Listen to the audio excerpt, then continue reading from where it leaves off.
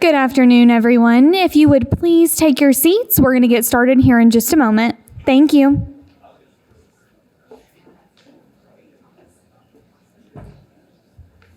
Good morning, everybody.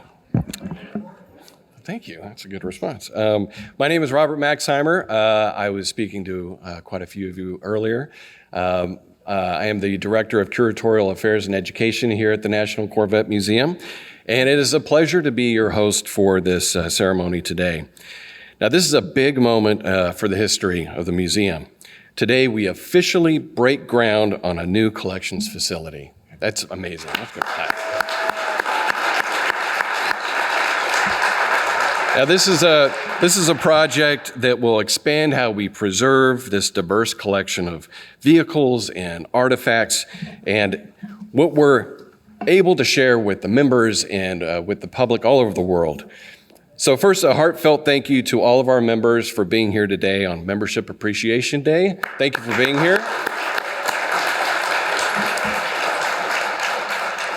Today, you're going to hear from our President and CEO, Bryce Burklow, our Board Chair, Kay Wagner, on why this project matters and how it strengthens our mission to protect the legacy of America's sports car. This new 66,000 square foot purpose-built collections facility will set the industry standard in collection stewardship and redefine public accessibility to the collection. From artifact conservation to vehicle preservation, this is a massive leap forward in ensuring these vehicles will be protected for generations to come.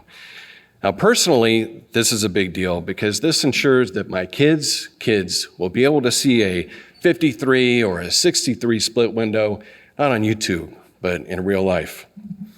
Now, I'd like to introduce our President and CEO, who has helped to lead this project from concept to construction, Mr. Bryce Burklow.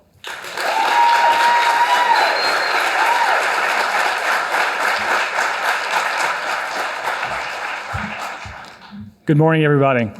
My name is Bryce Burklow, and I'm the President and CEO of the National Corvette Museum. I love saying that, I'm not going to lie. It is an absolute honor to stand with you all here today as we break ground on the next chapter for the National Corvette Museum. So I'll start by saying thank you to every member who's here for Membership Appreciation Day. I can't begin to tell you how much it means to us that you're here to share in this moment. You are our foundation. You are the reason why this museum exists. And we are incredibly grateful for you and the way you show up for us every single day and not just today. This new 66,000 square foot collection facility is about more than an expansion. Truly, genuinely, it's about intention. It's about building something with the future of the museum in mind, something that gives us the tools, the space, and the infrastructure to protect Corvette's legacy in the way that it deserves. This facility is purpose-built for environments that can preserve historic vehicles, small artifact conservation, and secure long-term storage. It will also include the all-new Marion Ivan Schrodt Vehicle Collections Gallery, the Michael LaRocca and Family Atrium, the McMichael Family Preservation Center, and the Glenn and Andrea Johnson Heritage Conservation Lab.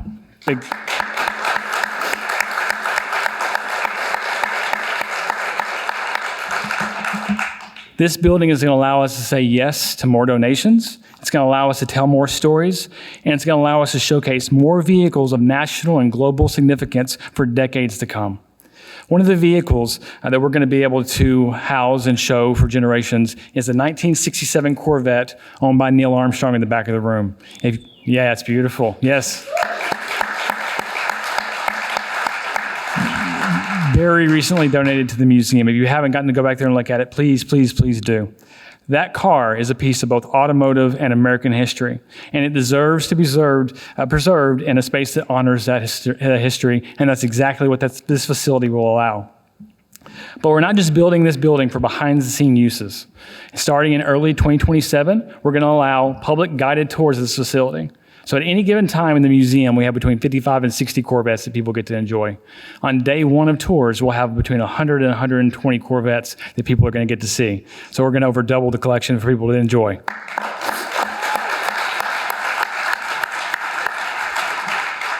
That's another 120 stories that our team is going to get to tell. And that's huge for us, especially for everyone who was here this morning. You know how important stories are to us, how important history is to us. And so that greatly expands our ability to tell those stories and make sure the future generations understand exactly the legacy of Corvette.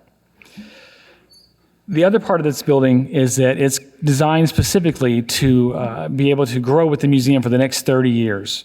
So we've ensured that for the next 30 years, we'll not only have space for all the cars, all the donations, and everything that we accept, but we've also ensured that people will get to see it in that space for the next 30 years before we have to consider another expansion, which is wonderful for our team. It allows us to plan and also make sure that when someone brings us a car, we can say yes when we want that car. Inside the space, guests will be able to see preservation work in action. They'll be able to explore rarely seen parts of our collection and experience Corvette history in a completely new way. It's something we've never been able to offer at the museum at this level, and we know that guests and members are going to absolutely love it. When complete, the new facility will seamlessly connect the Corvette campus from across the street at the iconic Bowling Green Assembly Plant to the high-octane NCM Motorsports Park on the other side of the interstate. Together, as one campus, we're going to be able to offer guests the opportunity to witness the full arc of Corvette design, performance, ownership, and preservation in one place. And with the addition of the new collections building, we're creating room for our partners at NCM Insurance to come back on campus. I know, I'm excited too. That move brings Corvette ownership full circle right here at the heart of America's sports car. Being surrounded by the passion and the legacy that defines this campus every day will only continue to strengthen our connection with the Corvette community and allow us to better serve the members of the community. This project is about the legacy of every single member, donor, and staff member here at the National Corvette Museum. It's about impact. This building is about keeping, I went too far, the museum strong for the next generation of Corvette enthusiasts. So I want to thank you all for being here today and being part of our next chapter. And next, I'm going to welcome our board chair, Kay Wagner.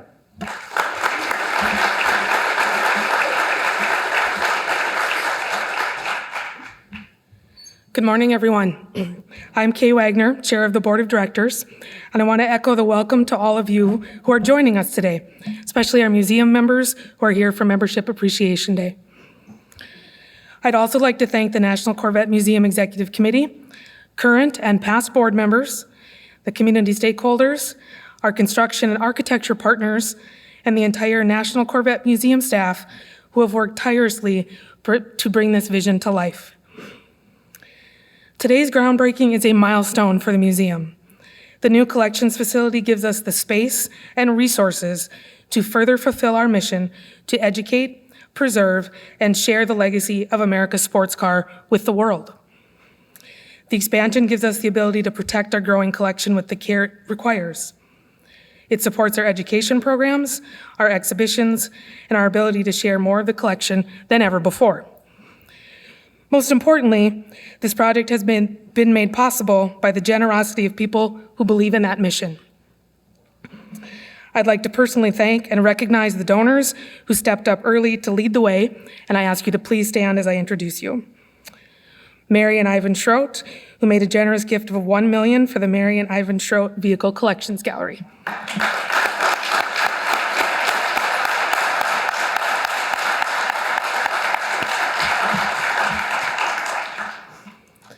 Michael LaRocca and family, who gave $500,000 to name the Michael LaRocca and family atrium, where all public tours of the facility will begin.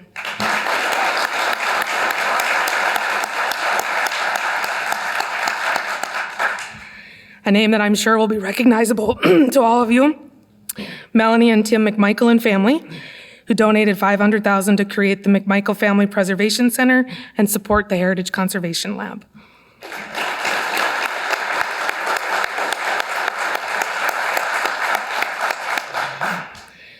In recognition of Glenn Johnson's enduring commitment to Corvette preservation and education, Melanie and Tim McMichael and family have chosen to name the Heritage Conservation Lab the Glenn and Andrea Johnson Heritage Conservation Lab. This meaningful support honors the Johnsons' legacy of service and their lasting impact on the stewardship of America's sports car.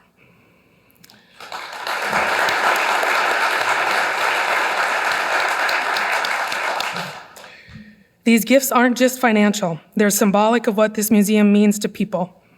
They demonstrate a shared belief that Corvette history is worth protecting, and that the museum has the people, the leadership, and the vision to protect it the right way. I can say honestly and fully that as a board, we are proud to support this expansion and to see the momentum building already. We've broken ground. Construction is moving forward, and the future of this facility and the museum continues to look incredibly strong. To all of you who've supported this project, thank you. To our members and to the Corvette community watching from near and far, your support drives everything we do. Thank you.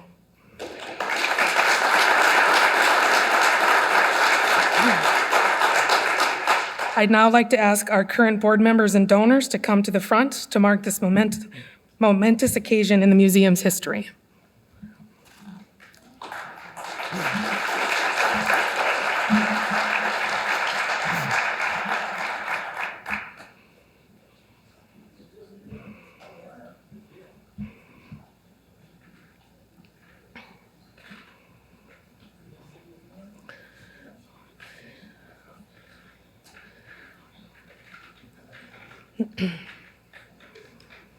Waiting for everyone to figure out how to put on a hard hat.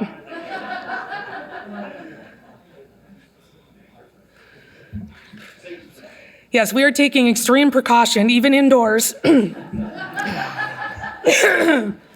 Excuse me. Okay, I'm going to take the opportunity to introduce the people standing up here in front of us. First, Zach Massey, construction manager of this project from Scott Murphy Daniel. Next is Mike Buchanan, also probably someone who doesn't need introduction around this part of the world. He is a current board member, former judge executive of Warren County, and interestingly has been here for the 2 previous groundbreakings as well.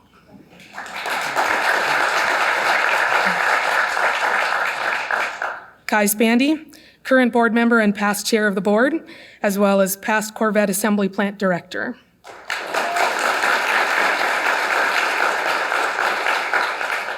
Tim and Melanie McMichael, of course, our generous donors, and Tim is a current member of the board of directors.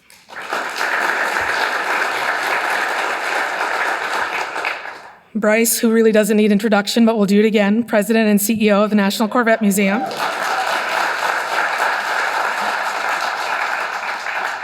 Ivan Schroet, who you've already met.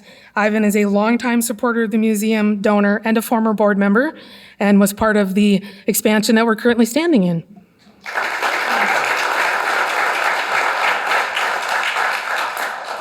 Michael Araka, donor and current chair-elect of the board.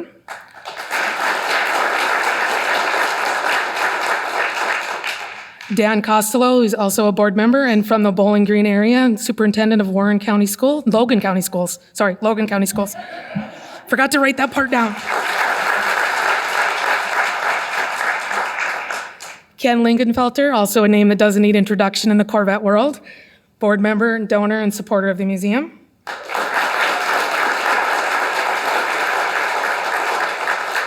And Tony Whitty, ambassador from the Bowling Green Chamber of Commerce.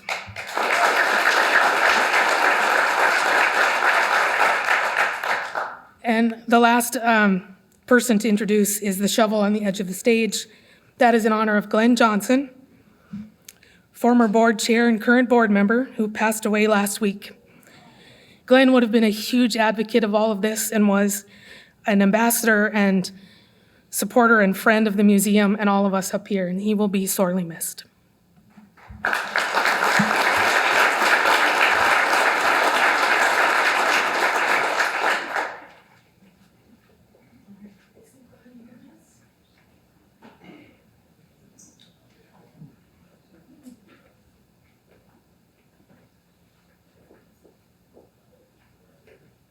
Everybody's ready to make history? Okay, get your hand on a shovel. We'll go 3, 2, 1. 3, 2, 1. Yeah!